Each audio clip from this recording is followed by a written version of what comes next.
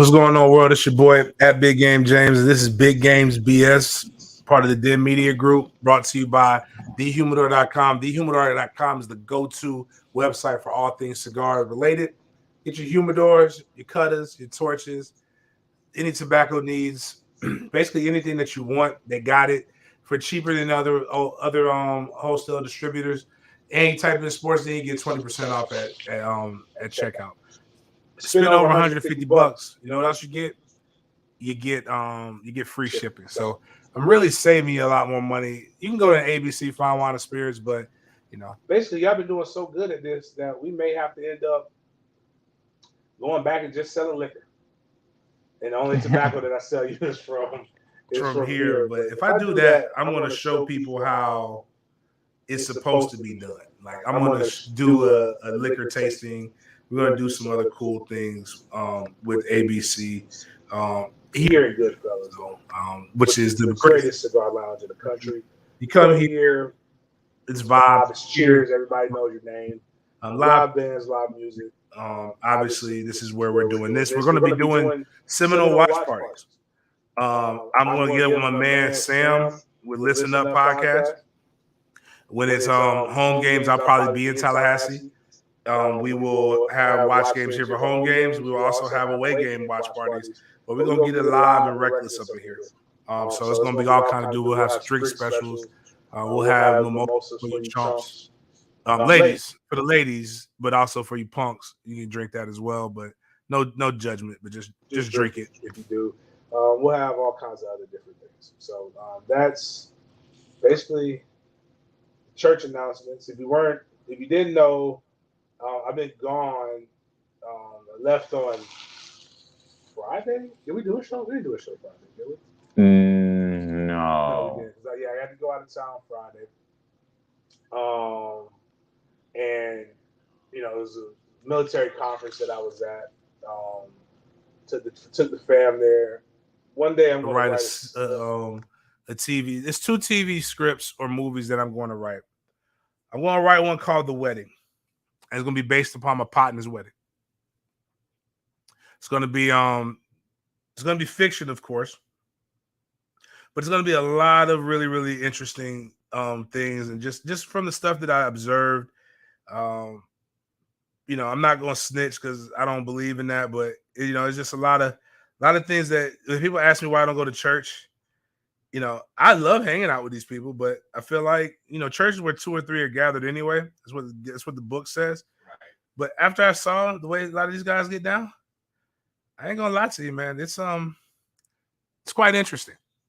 I don't think anybody can sin better than them. But I'm also gonna write. I'm gonna write a short called the Book of Man, and just the incredible tales of a 9-year-old in his imagination and the things that go through him. He is completely different than my son. I love him. He's family. But when I say if I had a cuss jar, I'd probably be like, I would be broke. There would be no book bag. Actually, all the book bag drive money would be supplied by me if I had a curse jar. So there was that. Yesterday was my birthday. And I want to tell everybody this has really been dope, and how I know there's still an impact even though we're on the podcast side. I've had to raise $70,000. That's what it costs for this book bag drive, and I'm currently only $9,000 away. That's a little bit under 300 book bags. I believe we'll get to that goal. We're pushing it. We're gonna keep pushing along. And Duval's camp is this weekend. We'll have the book bag drive on Saturday, food distribution, and then we'll have the football camp on Sunday. Go to jamescolemangivesback.com if you would like more information on that. If you still want to donate, we're still doing Cash Apps, MFTK36, MFTK Foundation on Venmo, cash or check. I know we got a couple payments we've had. Did I talk about Mike Norvell donating money? Yeah. So Mike Norvell's done it. Shout out to him. Jacksonville Seminole Club, Black Alumni Association has donated some money. Shout out to Mayor Lenny Curry. This is the 3rd year in a row that he's donated to the Bookbag Drive. I'll say this, and this is about as political as I'll get. Everybody wants to tell me who hates this and who hates that and who's not for it. I've seen many people call Lenny out for a lot of things. But anytime I ask Lenny for something in terms of doing things for the community, Lenny steps up and he opens up his checkbook. Another person who does that is a guy named Terrence Freeman. I can't tell you how many other politicians have done this. I can't even tell you how much press I've gotten from this from other people. Like Times Union crushes Lenny all the time. Times Union didn't even run a fucking didn't do a retweet, and I know those guys follow me because I've seen them comment on Lenny. No FSU media outside of my guy Perry with Tomahawk Nation giving a donation, and well, Nate's no longer with FSU media. There hasn't been one person that has stepped up and even given a retweet. Oh, and trust and believe that. Oh, my bad. Let me apologize. Double Fries No Slaw did let me come on the spaces and we talked about, but before I get on my rant and talk about what I'm mad about, fuck all that. I'll say this. My birthday was a little emotional yesterday. If you don't remember, this time last year, I was in a fucking hospital. Had IVs in me. I had COVID, pneumonia really, really bad. All those different things. And I also had a good friend die, J-Mac. He passed the COVID. So when we did the Bookbag Drive, that was the last time I saw him, was during the Bookbag Drive. And so I woke up. I was a little sad because my friend isn't here. I also had a friend, Gino Hayes, he passed. And yeah, so we had that. And then I just put up there because I'm dead serious. The only thing that I want for my birthday is to have 2,500 book bags given to kids. That's literally the only thing I care about. And I believe we were at 500 on Sunday. Some big donations came in. We got to 400, and like now we're down to 300. So it'll be dope if we can get down to 200 by tomorrow, and just so on and so on. But like, we'll see. We'll take it as it comes. I bought most of the supplies. We'll do another round of spending probably this time next week, so we still have plenty of time. And shout out to FSU for donating $2,000 of school supplies to Tallahassee kids. So there's that. So like I said, my birthday turned 38. I did absolutely nothing but work and ask people for money. So like that's basically what I did for my birthday. And then pay attention to the news. A lot of cool things are going on. Camps are opening up across all sports. So if you love football, this is your Christmas.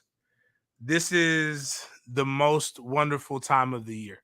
This is the time of year where everybody's so fucking optimistic about everything.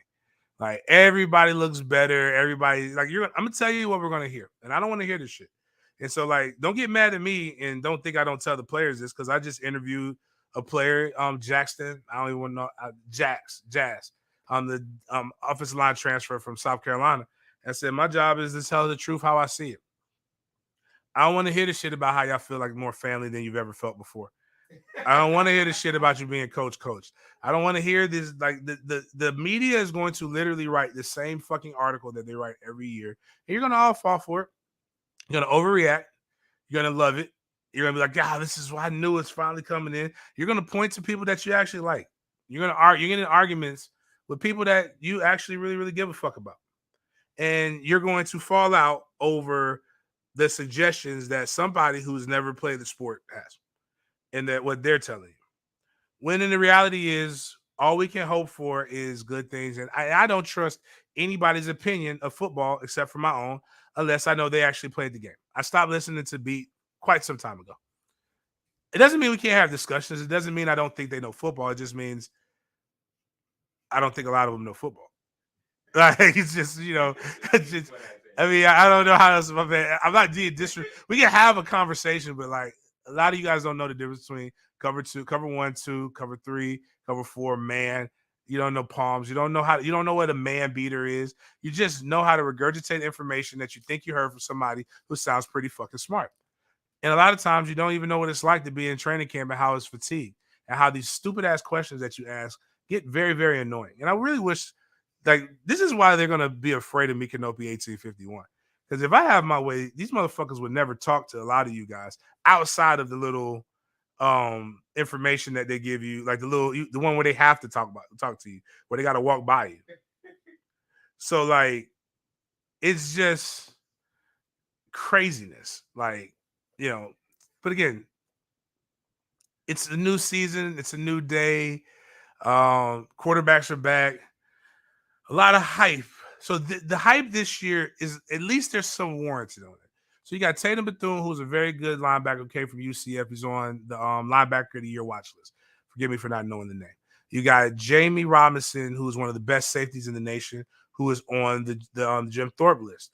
You've got Akeem Dent, who's a very good, talented young player who's got a very high draft grade. You got Robert Scott with a very high draft grade. You got Jordan Travis with the opportunity to be. He's on the Maxwell Award watch list. I believe he's on the Johnny Unitas Orange watch list. And what I want people to understand is that these watch lists are cool to be. It's cool to be honored, but it means absolutely nothing because the top player or the top starter at every major university should be on these watch lists. They'd be idiots not to put them on the watch list. It doesn't, not when it really matters is when they do like their top 25 or they do that top 10 and they're whittling down the list. And if we get the guys on that list, that means Florida State is trending in the trajectory in which we want. There's a lot of reason to be excited. I'm not going to lie to you. Like, from what I saw in the spring, what I noticed when we did our Mikanopy 1851 event, and I hate these sayings because they're not tangible metrics that you can measure stuff on. But I will say it does look better. But looks don't mean anything. My son looks good in a football uniform right now, but he's not any good at football right now. We got to get him there. He's going to get better. We got to develop. But like right now, he looks the part, but I don't necessarily know if he should start yet until he gets a little bit better, until he proves himself. And that's kind of where we're at. But I will say, as a fan base, what you got to realize, where we're at is where we're at. Stop complaining about Jordan Travis. Jordan Travis is Jordan Travis. And that's it. He's our best quarterback that we have. He's a very solid young man. I can't wait to see him progress. I really wanted to see the wide receiver, but what we can say is this: tangible metric. Florida State is better at every position than they were last year, as a whole. Now, you don't have a better individual player than you had with Jermaine Johnson, first round draft pick to the New York Jets. But that's very difficult to have. Like, it's a reason why he went first round. But I do think the addition of Jared Verse, Derek McClendon getting better, Dennis Briggs getting better, some other defensive ends coming in there, that automatically makes you much better. The offensive line exponentially better from a depth perspective, top to bottom. You've got guys like Malcolm Ray who figured out their nutritional issues, so now they're a little bit fuller, a little thicker. They're large mammals. These defensive linemen, these defensive tackles are getting better. You got Fabian Lovett, who I believe should be a threat. He should be really, really good. As well as you've got your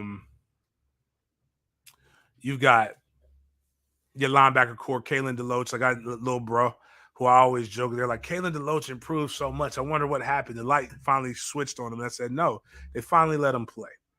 It's amazing how much better you can be when somebody actually lets you play.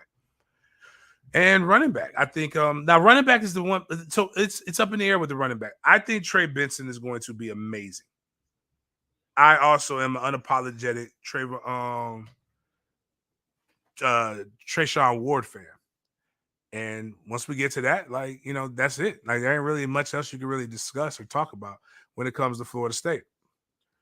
Now, moving over, I don't know what Miami's doing, don't know what Florida's doing, don't really care. I don't even know if they started yet.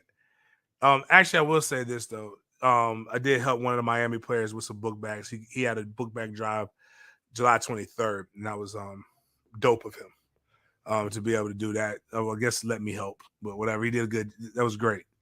Other training camps here, because again, if you like college, more than likely you like the NFL. NFL, the Jaguars open camp. They play in the Hall of Fame game. Shout out to Tony Baselli. finally getting nominated, and they will. What the hell is that going on in my comments? Tony Vaselli getting nominated, so they're giving them opportunity to play in the game, and they started training camp. And again, this media hasn't learned their lesson either. They are literally saying the same thing over and over and over again. And this time it feels different. I will say Trevor Lawrence is more confident in year 2, which he should be. The wide receiver, again, they have improved in every aspect, the Jacksonville Jaguars. The problem is that the NFL has improved in every aspect as well. Like, that's what happens when you have a league where it's only so many players. Like, you get a 52 man, the 53 man roster. Let's go 53 times 32. There's just under 1,700 active players in the NFL, of which let's go with 32 times 48, which only 1,500 play every week. You are having the best of the best. It should improve. I think what fans have to realize is that what the Jaguars have attempted to do in the past decade is borderline impossible. Like, it's easier to win a Super Bowl than to be as bad as the Jags have been. It takes talent and effort to suck that bad. Like, from a front office standpoint. And yet and still, there are still people in that front office who are hired and work. And in all of that dysfunction, Urban Meyer still won you more games than you won the year before. You still got better. And what's wild is how, and this is where I tell fans, it's one thing to be wrong. We're all wrong at some point. FSU beat has been, up to this point, has been tremendously wrong about how the team at FSU has looked. But what I'm going to say, oh, my bad. My fault, Chris. You're right. Can you put that comment on there? Chris just called me. Yeah, Chris just called me out. He's right. I just count sporadics is with fifth quarter. Like, my bad. So when people don't know, listen on the SoundCloud, like, well, yeah, sporadic. Like, fifth quarter is my media entity. If they didn't talk about me, I'd be mad as fuck. Like, wouldn't that be crazy? Like, if you just like I'm sitting here like mad and nobody's but Denny, like, with somebody but you, Miles. Sports Desk talked about your Bookbag drop. Like, you goddamn right. Nah, but Chris is dope. Sporadics. Chris was dope before we brought him with fifth quarter, and then we do stuff with Mika Nopi. But getting back to the Jags beat. The Jags beat was jacking off Urban Meyer all year. I'm gonna tell you how much they got. They gave Urban Meyer the good old tug job. That's why I'm not a 10-10 Excel anymore. They gave him such a tug job that they bumped the Sports Den for a fucking rebroadcast. How many? Just think about yourselves right now. If you're not listening to this show live, would you pay to go listen to me on a terrestrial radio? Or would you do like most civilized humans do? Go to SoundCloud, go to your iTunes, go to where it's uploaded, and listen at your own leisure if you missed it live. They bumped us to hear Urban lie. For it to fail, and they're getting their ass whooped so bad that Urban didn't even want to do the damn show. That's how, when you guys give these radio personalities all this love, it's very stupid industry. But I'm not going to talk too much about it because we got some good things in the works here. Hopefully we'll get to the football season where I can't bash radio too much. So I don't want to bite the hand that feeds me. Actually, no, because we'll still be in pod form, but we won't be. We'll be the smarter radio people. We do things differently. We speak how we feel, and we say what we mean, and we mean what the fuck we say. And you can either take it or love it. It's presidential. I don't want to hear anybody telling me the way James talks is bad, because we had 4 years of this, and my man's still doing this. And again, it's a tangent. But did you see what this motherfucker said about like LeBron James? I love him, dog. He's still talking. 4-5 is so great, dog. I don't care what anybody says, man. 4-5 is W was my favorite president just because I like W. Obama's up there because I never thought I would live to see a day when we had a black president. I can't say I made money under both, but 4-5 4-5 won a president. Why he's my favorite right now becoming is because he won a presidency by doing what we did at the lunch table in middle school and high school. Just roasting people savagely. And all these people fell in line. I would never respect Rafael Cruz. That's Ted Cruz for you people who don't know. Rafael Cruz is actually Spanish. I will never respect him because my guy is my guy literally got told that his wife was hideous. Yeah. Trump said, and your dad killed JFK, and you didn't punch the guy. Like Will Smith slap made no sense to me. That was true disrespect. Yeah. Yes, she is hideous, but you don't get to call her hideous. Like that's what just anyways. Before 5 comes up, LeBron's minding his own business, and 4-5 says, "If I was a women's basketball coach, I would be the best basketball coach ever. I would be the greatest basketball coach." Okay, I know you ask yourself, what the fuck does LeBron come into that? And why is a guy doing campaign stops talking about being the best women's basketball coach? It gets better. He's like, I never really liked LeBron. I'm more of an MJ guy, like Michael Jordan. But if I were a women's basketball coach, I would go to LeBron and say, LeBron, have you ever thought about playing in the WNBA? Have you ever thought about being a woman? We'll be the greatest team if you ever just convert. Just go on over there and we'll be the great. No team would touch us by 70 points. And I'm like, he said that. Yo, and what's wild is this. And this is what makes him the best, right? All stone sober. Trump don't drink I think I think he used to play with his nose. But like he don't right now he's sober. And that just makes it amazing. Just amazing. But anyways, I say all this stuff to say is that you can say whatever you want to mean. Say what you feel, mean what you say. People are going to support it or not. Sometimes people want to watch the Titanic sink. But the Jaguars stink. They're better, but we have to see. And then, and they're not even like people aren't. It's the video. So what it is about the two main teams that I cover. It's like it's not that the media isn't any good. Not all the way. Some are bad. Some are good. And I see guys are talking about Jeff Cameron. Shout out to Jeff Cameron. Go to FSU Sports Radio. He was doing a little bit of this too now. He kicked the fuck out of Tag out the door and was doing a little bit of this coming in with Jeff No Ball, man. I know what you're doing, but you're over there with them War Chant cats. Jeff, when you ready to join Death Row, you let me know and I'm gonna let you be free. I can only pay you in scotch, but when you ready to be real and you give me that Jeff Cameron that I know, like come on over to Death Row, baby. We can get you. You bigger than conservative talk radio in Tallahassee. You was a king, bro. We'll get you on iHeart or something. Now we'll get you back to where you belong, man. Because you are really good. I respect the fuck out of Jeff. Again, it's a lot of but what happens is they record these videos, Miles.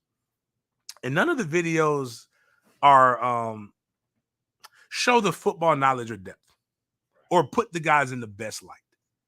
So, like, going back to the Jags, James Robinson was a starting running back for the Jacksonville Jaguars. Tore his Achilles late in the season. An Achilles injury is the only time that I've heard a man scream, like a blood-curdling scream. It is tough. It's very hard to come back off of. KD had an Achilles injury, and you saw what happened with him over time. He's still getting better, bouncing back from those things. Luckily, James Robinson is extremely young, so he'll be fine. They got videotape of him moving. Now, not everybody remembers that James Robinson got hurt because most fans are casual fans. They don't really know, and they see a guy in pads. Somebody should say the caption should have read, James Robinson looking good after an Achilles injury. The caption read, James Robinson is looking good. The problem is James Robinson post-Achilles injury looks like James Coleman.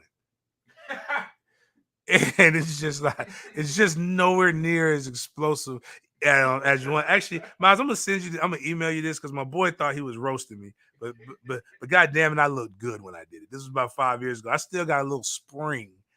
I get jumping when I want to. But James was doing some cutting drills And it did look really, really good for a guy who was coming off of an Achilles injury. The problem is that if you don't know he's coming off of an Achilles injury, you just think my guy is struggling to get out the blocks. To quote a lot of people, so one guy was like, "This is something that I can do," or "He looked like me out there," which is, for people who don't know what that quote means, that's never good. Unless it's like Usain Bolt saying, "Oh, that kid looked like me out there." Yeah. I just emailed it to you, Miles. It's never a great saying. So I will say Christian Kirk, the wide receivers look a lot more competent than they have in previous years, but that's like saying you're the tallest little person. You're still short. Is anyone looking like a true number one? Yeah, Christian Kirk. Okay. Christian Kirk looks like Christian Kirk is the best receiver. And I do think this right here, that alone will make the wide receiver core better, because you've got damn, is it Mike? It's not Mike Jones. Michael. Damn, I forgot his name. You got another. Your number one wide receiver last year should have been your number two, but now he could be a true number two. You got Christian Kirk there, and then you got guys like Laviska Shenault who could get in where they fit in, and not so you have a decent 3 wide receiver group. Marvin Jones. The problem is that you got Marvin Jones is older. Kirk is still relatively young. Laviska Shenault is still young. You still got guys that are coming into their own. Still don't really have the tight end position. But something that I am a little bit, and Travis Etienne, we showed the video a couple weeks ago of Travis Etienne coming off an injury. His injury, he does look, well, I haven't seen him in the pads, but his injury, he did look explosive in training. I will say that. Defensively, I personally believe they should cut clavicle chase on. Whatever his name, whatever the sorry ass defensive end from LSU. Great, I'm sure. Again, and I'm sorry, forgive me. I don't hate you, Cleveland. I just don't think you're any good. I hated Taven. You're not Taven bad, but you're just not good. And it's not your fault you were born that way. It's not your fault you were drafted where you were drafted. But I do think, in spite of, we could be fine, because Walker is becoming better, and I'm feeling better about him every time. I still don't believe he should have been drafted number 1 overall. But I will say he is he is starting to come into his own. He is a physical specimen that if he gets 6 sacks and he makes Josh Allen better, go back to his original form, he was worth the price of admission. And I think the D tackles are coming into form. And something I just noticed, right? I didn't notice it when he first said it, because Denny Thompson, and this is Denny Thompson, I'm throwing Denny on the bus because he got to be out there. I'm not going to go out there in that heat to watch sorry people. I got better things to do in my time. Denny said that Shaq Griffin, you got to show the whole thing, because I got to make sure they know I was off the ground. It's a video. Oh, it's a video? No, I'm asking. No. It's a still. Yeah. Because the way you just made that seem like, bro, like, come on, man. Come on, dog. Shaq Griffin, Denny said, like, for most of, so people who work out, right? Even me, a guy who hasn't really lifted in quite some time, you look at the arms, I got a little, see where the farmer stand helps enhance the definition right here, but chop right here. Boom. Chop in the back. Boom. Where you see the triceps, the bicephus muscles. Like, you see the different things in my arms, right? Most football players, most athletes have some kind of definition in their body. Shaq Griffin might have the smoothest arms I've ever seen in a professional athlete. Like, it just goes sheep, like straight up and down, which I'm concerned about him with the jam. And they're going to go into more man coverage. Tyson Campbell's looking better. And, again, the defense can give you a little bit of hope. And the cool thing about defense is the more aggressive they are, the better they are. So, like, there may be some hope there. And I pray they get better.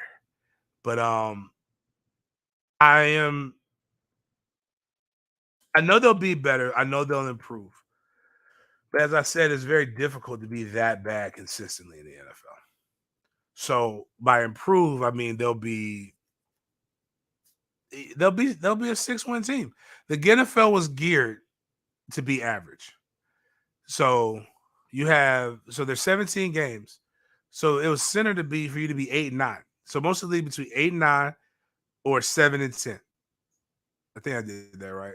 Yep, 7-10. So most of the teams will fall into those categories. If you're above average, you'll be a playoff team. So that means it means you're 12-5. If you're below average, you're what the Jags have been consistently. And that's where it's hard to always be below average because that's why they give you these high draft picks so you can get better. So that's why I think the Jags will improve. I think the Jags are a 6 or 7 win team this year. And then because Doug Peterson is that much of a better coach. But it's still a thing where, as we've said on the Sports Den since we've been around, will we play meaningful games in November and will we play meaningful games in December? I have no idea. I'm not hopeful for December, but November, it should be fun. That's all I care Yeah, about. it should be fun. If you can get me to Thanksgiving, I can survive after that. Like college bowl season is coming around, so you got to at least get me there. If we can gamble on offensive yards, I'm happy. Like if I can go on to whatever betting service you use and then check, okay, Trevor Lawrence over this many yards, I'll be happy with that. Small victories. Yeah, definitely. I mean, and that's cool. And we got some opportunities for people to gamble. I get my script a little bit better on that one to where we'll talk about how we're going to do that.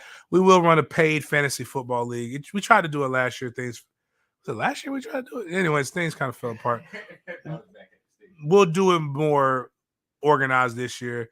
A paid fantasy football league, and then we'll also have gambling things that I want everybody to make sure that they register in.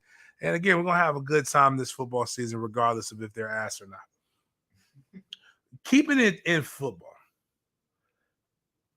I am not. I don't believe that people should always make these claims of racism, right? I agree with a lot of my Caucasian friends when they say that's the easy route to play.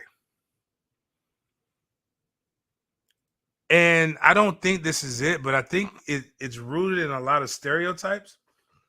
And it's not as much racism as it's actually utterly stupid to even have this happen. And this was a day ago. Ian Rappaport discussed Kyler Murray's contract. And he states this in this tweet. Contracts are about give and take. One example from Arizona Cardinals quarterback Kyler Murray's $230.5 million contract. There is an addendum that requires 4 hours of independent study per game week.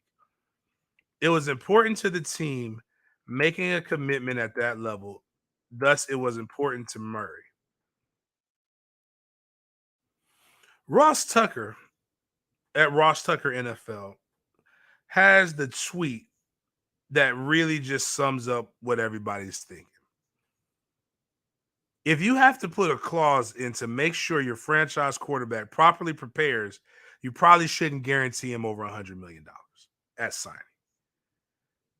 And I don't think that this was, I think, this is maybe institutional racism, which we've had this talk about. Institutional racism is so ingrained in your thought process that you don't even know that you're doing it.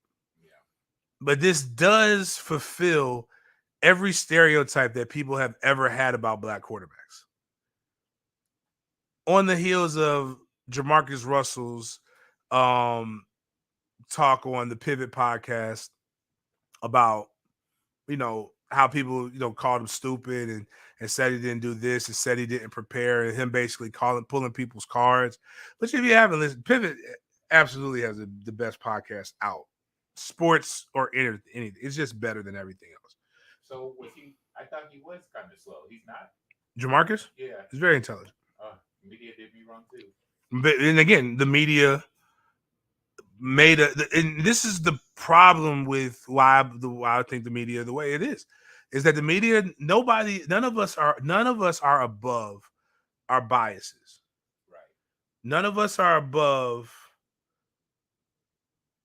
where none of us are above where people can influence us. If you watch, that's why I watch everything. I watch everything so I can understand both sides. And I got that from Dr. Edward Vertuna, my speech and debate teacher. I want to know. I watch Fox News so I can know what one side's saying. I watch everybody. It's funny because Fox is supposed to be the Bible, and then everything else is liberal. Like Fox doesn't have a fucking slant. And they all talk bad about like one in particular. If you want to feel bad about it, you can feel bad in any of it. But I watch all of it so I can know what everybody's talking about. You know where the truth mainly lies? Right in the middle. But a lot of people only watch or get it from one source. And what you don't understand is you're influenced by that source for all your thoughts.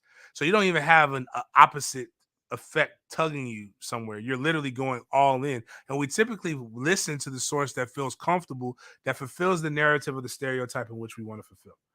And Jamarcus Russell, being a black quarterback who was drafted first overall, they don't not only call him dumb, they say he's broke. And he basically went out and said, I'm far from broke. He's like, I saved my money. I did very well. What he is he's country as fuck. Yeah. And that's another stereotype. A lot of people, like having family from the Midwest, my father in Columbus, Ohio, the Northeast, Philly, Trenton, New Jersey, Philly, Pennsylvania, Trenton, New Jersey area. And growing up in the South, there's this permeating myth that people in the South are just slower than people up north. It's far from it. I know a lot of dummies from up north. Yeah. And I know a lot of people, if you think about it, think about all the major drug dealers, shows that we always talk about. You know where their roots started at? The South. I mean, they took over hip hop, which is our culture now. So. Yep. So I mean, it's like Master P, native of New Orleans, took over the hip hop game early before, and he was one of the icons. You had during the time when you had Suge Knight, you had on the West Coast, you had Puffy on the East Coast, you had Master P. The Master P was supplanted by Baby, a bunch of Southern people. But to quote like one of my favorite shows, House of Cards, which is unfortunately got canceled because of cancel culture. Which it is what it is. He did some foul shit. He's not canceled per se. He can still go make money. He just might not be able to make shows anymore. Oh, is that Kevin Spacey? I'm still going to listen. Kaiser Sosa is one of the greatest movie characters. I'm going to always pay attention to that. But Kevin Spacey played a Southern politician. And he said in the South, we may he's our words might come slow, but our feet move quick. And that's what you got to understand. So, but anyways, Kyler Murray is basically being told that you have to study. And there's no way that we would ever hear or this be for Peyton Manning, for Aaron Rodgers, for Ryan Leaf, for Sam Bradford, for a multitude of quarterbacks, both good and bad. But it's just it's wild. A black quarterback known to be the intelligent black quarterback. Who do we have in that category of the Peyton Manning? You want to know the guy who really is intelligent that nobody really would wants to admit because he's goofy as shit. And I've said this before. I can say it a little bit more candidly now. Hell no. Oh. Cam Newton's very intelligent off the field. Football wise, I think he's just a better athlete than everybody else, which is nothing wrong with that. I believe Jameis Winston has autism. I believe he has Asperger's. I believe it's undiagnosed. Why should I look? And if you look at how he Asperger's, people with Asperger's, extremely intelligent at one thing. They find what they're really, really good at, and boom, they are like amazing at it. Photographic memory. Asperger's, beautiful mind. I think Kevin Spacey played Rain Man. Asperger's. Socially awkward. I think if Jameis Winston didn't have the pressure of being the starting quarterback and the camera was all in his face, you would see a different version of Jameis. You would see Jameis in a different light. But we have made the quarterback in American culture to have to be the leader, have to be the face, have to be the vocal person, when that's just not what he does. Right. And I also think he's stuck in the late 70s. Like if you look at his afro and his mustache, it's just the man looks like he's not of this time. And he talks like that uncle that crazy uncle that makes sense sometimes.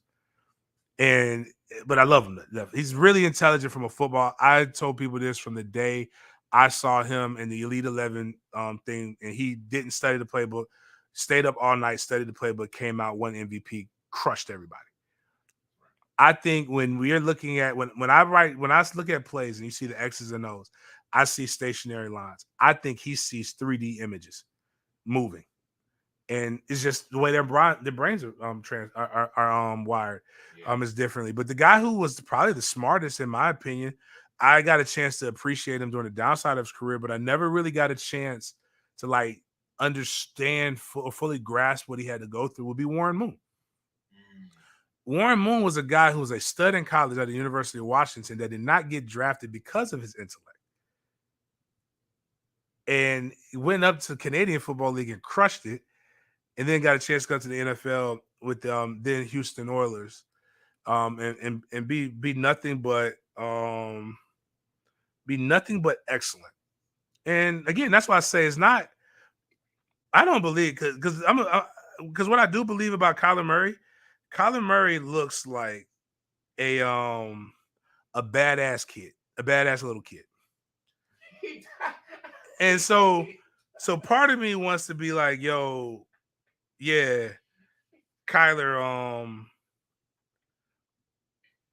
just, he needs excuse me. Before I forget, you want to see this real quick? Yeah, go ahead. Oh yeah, let me show y'all this athleticism.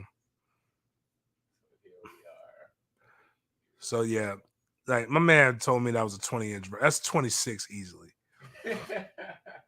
I can't jump as high as I used to. I had to document it. I did not really jump it, but it was documented 40 inches. I know I could jump 35, 36. I had been doing that since I was in high school. My problem isn't going up. My problem has never been going up. My problem is coming down. What was this? It was about 5 years ago. So this was before I got a little. Now I'm gonna be honest with you guys. I'm a little bit fluffier in that pic right there than I am right now. So I'm not even that sexy, but I was still explosive, man. You know what? Yeah, you are bigger in this pic for sure. I might have been over 3 in that pic. Dang. Those kids look scared. Like I don't know if I want to play football. I think I bet them that I could still jump X amount. So, speaking of, but that was enough of my wash life as an athlete. Kyler Murray making bread. I do want to talk. Let me talk about one more thing about sports, and we're gonna go into Notre Dame. And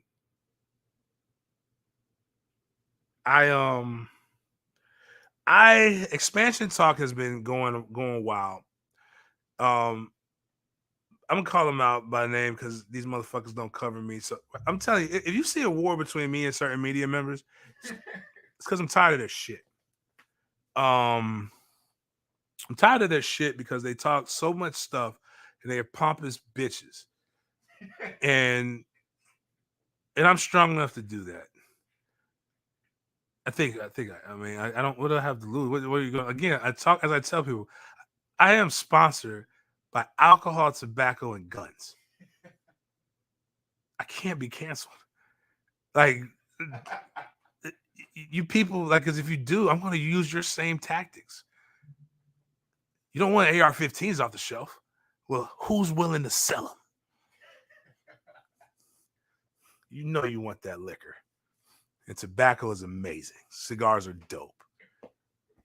Some of you people love it so much that you see those cancer sticks. It has a fucking label on it that says you could die and you still want to smoke it. There's nothing I can say that's that bad. Anyways, a guy comes out and he said, Brendan Snowcone states that I know, I'm gonna tell you who he was talking about. He's talking about my guy Chris with Sporadics, because that's another thing. Be honest with you, man. I'm all about, like, a lot of you people talk like you're from gang culture. I am. I'm very territorial with my people. So we're not gang because I don't want Rico to hit me. But we do but if you come at one of my people or one of my family members, I'm gonna start coming at you. You can say what the fuck you want to say about me. I won't ever defend myself because why?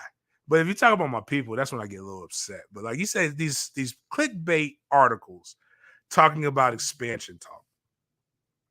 These are the same people that jumped on me when I talked about Bob Stoops, like they're just repainting the field and setting up the Champions Club on a random ass Wednesday for nothing. And like Florida State, which I love Mike Norvell to death, has been very well documented. But I think if you ask Mike's going to tell you that Florida State ain't firing a coach in the middle of the season and to hire a G5 guy. You do it for a big splash, but whatever. He said people post clickbait articles. I got this. If you believe that Florida State for 1 minute isn't trying to anybody, media, dumbass fans, anybody believes that Florida State is with Mike Alford, as shrewd as this motherfucker is, with the Harvard president that we brought down here who fires people before they even know that they're fired. I'm talking about he corporate America goon. If you think these two bright ass individuals that could be working anywhere ain't trying to figure out how to get Florida State in a position to where they're not giving up $50 million a year, you're a stupid motherfucker. Sound clip it, put it in the fucking war chant message boards, put it anywhere. You is a stupid motherfucker if you don't think Florida State's trying to figure out something out. ESPN, a lot of other people who are way more reputable than me or you have all done this. They all getting the same thing. Oh shit, my man did it again. I'm just telling you. I don't even know. No, I know what it means. My man's is part of the ground crew. He's letting you know that something happened. See, this is how you know the successful people treat everybody the same way. From the janitor to the CEO. You know how I go to Florida State games and get on the sidelines without a sideline pass sometimes? The same motherfuckers work security when I was there. Or I went to high school with them. Or I came up with them. They know I was just as they know I was just as susceptible to be a big-time drug dealer as I was to be a fullback scoring touchdowns. And they're happy. And when they find out that I'm doing something, they're happy. You know, sometimes those people will give you phone calls and shoot you pictures that they could possibly get in trouble for. But they know you're going to look out. See, when you're a pretentious asshole, you don't get that kind of stuff. And when you're bought by the stuff. But see, the thing is, like I always tell people, I scored in both those end zones. You play it with me on the video game. Y'all wrote articles about me. That's why when I go watch practice, I'm literally there. My son had more access to practice than a lot of you guys in the media. That's so true. That motherfucker almost got ran over in the spring. He said, "Hey, Josh Burrell, my son say he got full pass now, baby. When he see you, he want a fresh one. He want a fair one." Hey, Josh Burrell almost knocked his ass out. And as a good father that I am, I backed the fuck out of the situation and left his ass. MFTK. I wasn't going to get hit. He can recover. I get hurt. Who gonna work? Him?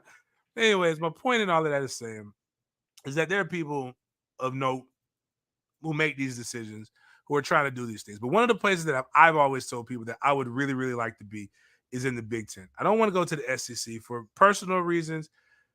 I'll get over them because I know people in some of these places. But I'm afraid. I am definitely afraid of the state of Alabama. I'm definitely afraid of the state of Mississippi. There's Emmett Till's got a movie coming out from the perspective of his mother. And my mom showed me the Emmett Till video when I was 10. It shaped a lot of the thoughts that I have in this world. Love everybody. I just can't date everybody. It's terrifying. And there was a movie called Mississippi Burning. Oh, no. Your mom, that's a good strategy if you don't want your... They kicked our ass. That people talk about guys in baggy pants and saying that they're threats. They whooped ass in suits. Martin Luther King was walking and got hit with half a fucking boulder walking across a bridge. And you need to tell me anyway. So I'm saying, and there are places that ain't that far away from that. They love their football though. So I do know that. But I do know I've been to Columbus, Ohio. My father lives there. My son wants to go to Columbus, Ohio. I more than likely will never step foot in Columbus, Ohio until my father comes back to Florida. But I would love to take my son to an Ohio State game. I've played against Penn State. I see how energetic their fans are and how well that fan base travels. I've seen Indiana. I've seen Illinois. These teams suck traditionally, and people still love their football. Nebraska, I would love to play against Nebraska, even though both of us suck right now. But it would probably be a really, really good thing. Iowa, great iconic program. So many programs so many games from that. You tell me Florida State versus this big Florida State versus Michigan, Florida State versus Michigan State, Florida State against Maryland again, Florida State against Penn State, Florida State against Ohio State, Florida State against Wisconsin, Florida State against these. I would much rather see those games than Florida State against Vanderbilt. Who the fuck wants to see Vanderbilt play football? It's terrible. But again, to these people who say stupid shit like if you believe that. Okay, got a check from the mayor. My bad, random, but I had to say that. Big Ten commish Kevin Warren, the commissioner, tells Brett McMurphy and Action Network HQ, much bigger media guy than any of us. Brett McMurphy, who personally loves to stick at the Urban Meyer every time he gets a chance. There are a handful of schools besides Notre Dame that would add value to the Big Ten. And the sources said the other schools are Oregon, Washington, Stanford, Cal, Miami, and Florida State. If you go and listen to last week's Mark Rogers, my guy TJ put up a great metric that actually showed that Florida State spins with the SEC, but matches well with the Big Ten. And if you realize why they brought President John Thrasher on board, and you look at things outside of football, so these conversations that a lot of you people will never get to have because you're nobodies. And yes, I'm poking my chest out because I happen to sit in rooms with somebodies. President John Thrasher was brought to Florida State to help Florida State compete with the University of Florida. University of Florida is the premier, the flagship research institution in the state of Florida. Florida State wants that. That's why Florida State tried to break off and get its own e-school, engineering school. That's why we had to fight so hard to get our own law school. That's when FAMU unfortunately lost theirs. Our own medical school, the medical school, which is my former high school now. There's so many things that Florida State has done. So it's a move that's bigger than football. If you look at what the Big Ten programs all have, they're all members of the AAU, which is the academic the Association of Academic Universities. That's the AAU. So apologize. I think I said that right. But those are all schools that share resources that help them become better research institutions. So you've got that going for you. You've got all of them are top schools. Florida's in the AAU. You've got so many other things that, like, Northwestern is one of the premier one of the premier academic institutions. You've got all these schools that are really, really good, on top of the fact that Fox Sports would love nothing more than to add that. And for people who keep talking about the GOR, know more about Game of Thrones than you know about the GOR. You know nothing about any kind of business law because you know nothing about business. I'm going to tell you the pharmaceutical way, the way they do pharmaceuticals, they know the side effects and the potential for lawsuits. What they say is, oh, shoot, we'll make $10 billion off of this, and the lawsuit settlements will be $1 billion at camera showing mouse. $1 billion a few years down the road. The benefits outweigh the cost. So fuck out of here, man. A lot of this shit you guys are just talking, and you want to flex or show your nuts, but you don't have them. So, speaking of nuts, flexing, and showing them, I'm getting into my hater clock. My hater clock is brought to you by my favorite place. As my boy Blake says, last week I committed the greatest redneck trifecta 2 weeks ago, excuse me, when I was able to shoot the crossbow and I need to go shoot bow and arrows. I'm gonna go pick up some things, and I get R10 here at Green Acres 40. And shooting is fun. Don't know how many of you guys know that, but get your guns. You gotta have bullets. They still got the I forgot what my band's. I know AR does, as many gun enthusiasts love to point out, AR does not stand for assault rifle. We just all call it that, the nickname of it. But you know whatever you mean, what they mean by it. You can still get those if you tell them Sports Den, they'll give you a special deal for it. Go get you a pump shotty, get you a 9mm, get you the Taurus 380, get you some bullets, and then go get this beauty right here that we're about to show. This crossbow, goods, about $1,300. It is highly accurate. Ladies, it's time that, like, now that I've looked at what 12 inches really is and how deep it penetrates, it's time to stop lying to yourself. Most of y'all can't handle a thumb in the butt, let alone that much going on. That will go all the way to your esophagus. They'll put your cervix in your esophagus if somebody put that much up inside of you. Because 12 inches is what that bow penetrates that thing at, that soft target, and I'm sorry, that'll kill you. But I love it. I want one of them. Now that I know you can do drive-by shootings with crossbows, I'm even more enthusiastic of getting it. And man, and that thing wasn't even fully sighted, and it was still good. But speaking of basically 12 inches and getting your guts beat up, Kevin Hart was on the greatest podcast that I was just talking about, and that is Pivot. And Pivot is just really dope. Me and Chris with Sporadics have been doing this with our NIL movement podcast and our Sporadics by Fifth Quarter podcast. When we have interviews, it's not an interview, it's a conversation. And what they're doing with Pivot is a bunch of guys who are a bunch of Black excellence interviewing white people too, but like they're doing a really, really good job with it. And they had Kevin Hart on there. And one of the guys who I would love to have coffee or cigar or a shot with is Channing Crowder. We played against each other when he was at Florida. Dynamic, very fierce competitor. People think I'm off the chain to say what I want to say. Channing is next level. Always something sexual, always something talking about dicks, and just a little weird on that end, but like we could get into a good combo. But he talks to Kevin Hart. He always talks about what him and his wife and their sexual lifestyle. I think it's liberating for some people. But they talked about swinging. And Kevin talked about, and this is what my 8 o'clock is, you got to know who you are before you want to come and live this rock star lifestyle. Kevin Hart talked about his homie Big J. And Big J wanted to go to a swingers thing. And then Big J found out that he wasn't about that life. Because while he found the wife of somebody else attractive, and he wanted to be with her. And she, in turn, had to be with the husband. That's how they do. You switch partners. One phase. You don't always, but basically how this works.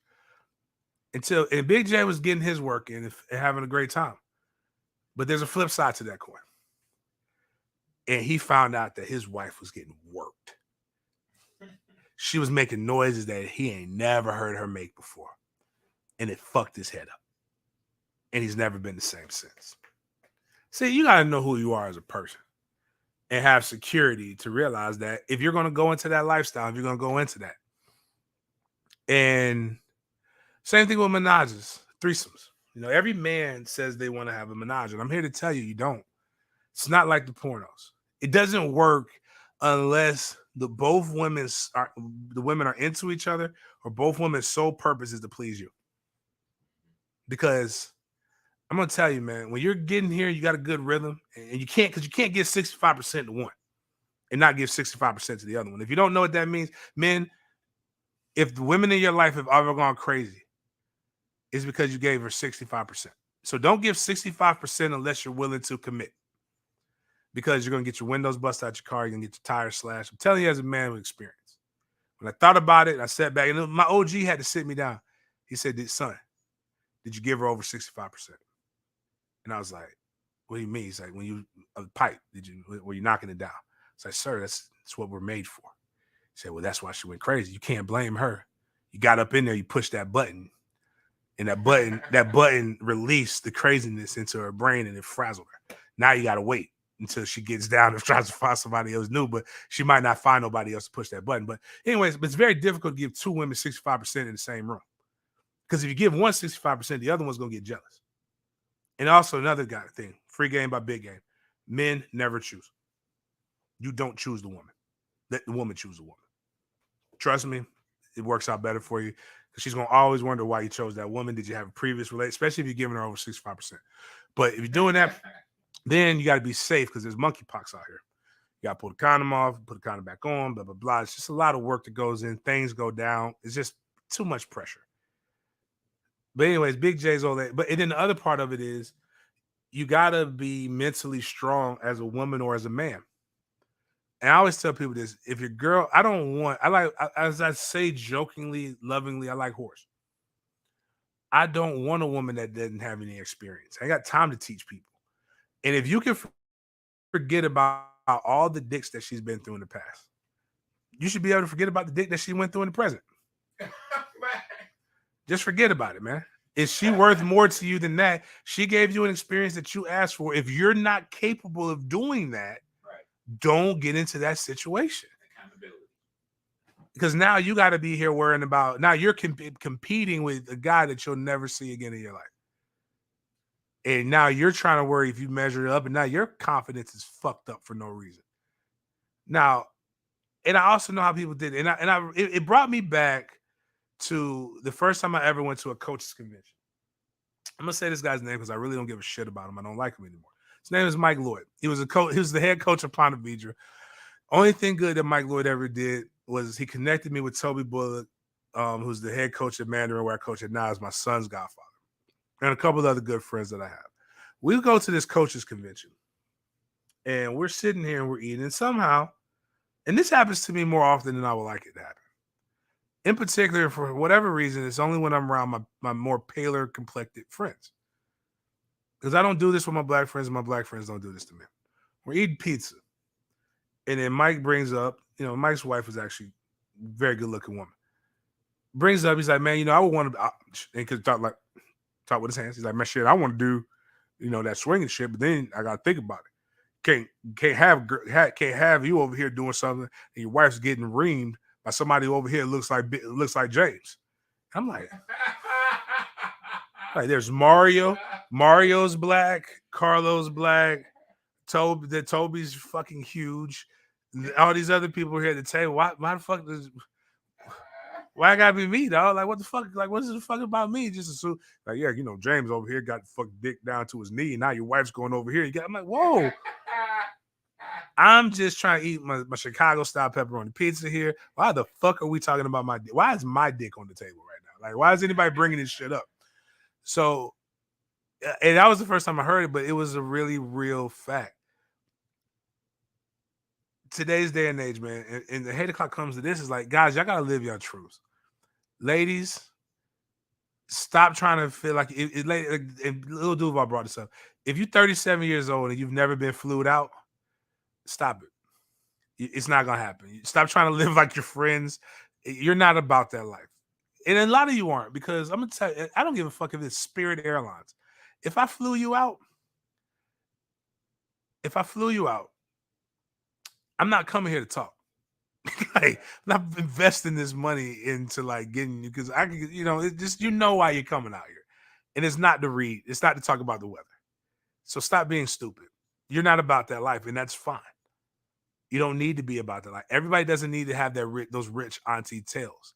We need pure people. Men, you're not about the rock star life. You're not built for the menage. You don't have the confidence or the self-esteem to be able to do these type of things. And most of y'all don't have the bank, the pockets to really equate for the silence or the things that really, really and truly need to happen with this. Be normal. There's nothing wrong with being normal. Like, I know y'all battle Kevin Samuels every week for telling people there's nothing wrong with being average and like in attacking you for thinking that you're above average. But most of us are just really, really average people.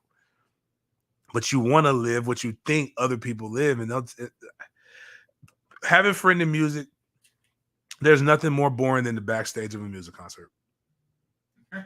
I watched Hard Rock Night. I thought it was going to be women and all kinds of crazy things. There was Alizé. Matter of fact, when I went to see T-Pain backstage when he performed at UNF, like right when he was blowing up, I was upset because there wasn't even Patron. All he fucking raps about is triple shot of Patron and the rocks with a little bit of lime, with a little bit of lime. There was no Patron. It's fucking Alizé. Grown man fucking drink. That's what I remember. Then I had to remember this nigga's weird. And I had to say that. Punctuated. Because he is. But again, be normal. Be all those different things. And, stay tuned. We got some interviews coming up. I meant to get my guy. I thought we were going to come on yesterday, but it didn't work. I'm going to try to get my guy, one of the fastest men in the world, to come on. And I think we're just going to do an interview style podcast on Friday. It'll be very interesting. He's Florida State alum, one of the fastest men in the world. I like the way that he approaches business because he's not like Sha'Carri Richardson, just fucking complaining every week, getting her ass whipped. This man choked. He's my dog, friend of the program. Marvin choked. But instead of going out and crying, you know what Marvin did? Marvin just went and set the track ablaze. So we're going to try to set some things up. I know Miles, you going to the nerd thing in Tampa, right? Yeah. All right, shit. So we'll figure this out. Maybe it'll be tomorrow and we'll record it tomorrow and play it on Friday, but we'll figure it out. Bottom line is, appreciate you guys for coming and hanging out with me. Thank y'all for all the support on my birthday. We still got about $9,000 that we need to raise. Moving toward the end of this book bag drive. And then after that, I got a STEM camp coming up too. So there's plenty of opportunities for you guys. Love y'all. See y'all later.